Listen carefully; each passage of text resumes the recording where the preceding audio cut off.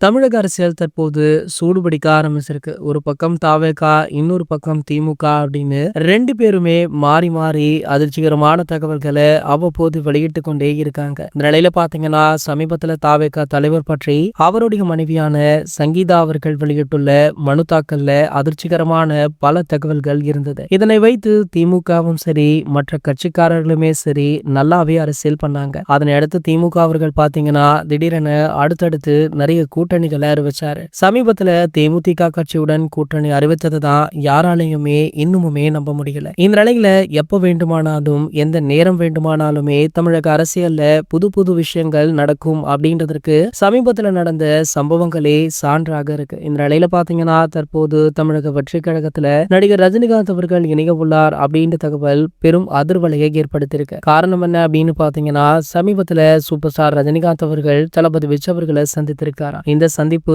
எதர்ச்சியாக இல்ல திட்டம் போட்ட சந்திப்பு அப்படின்னு சொல்லப்படுது. ஒரு சிலரோ இது எதர்ச்சியாக நடந்த சந்திப்பு தான் அப்படின்னுமே சொல்றாங்க. ஆனால் இன்னும் 2 நாட்கள்ல தமிழக வெற்றி கழகத்துல சூப்பர் ஸ்டார் அவர்கள் இணைந்து விட்டார் அப்படின்னு செய்தி வெளியாகும் அப்படின்னு தாவேகா கட்சியை சேர்ந்த ஒரு சில முக்கிய புள்ளிகளுமே சொல்றாங்க. ஆகையால பாத்தீங்கன்னா சூப்பர் ஸ்டார் ரசிகர்களுமே அதே தாவலுடன் காத்துட்டு இருக்காங்க.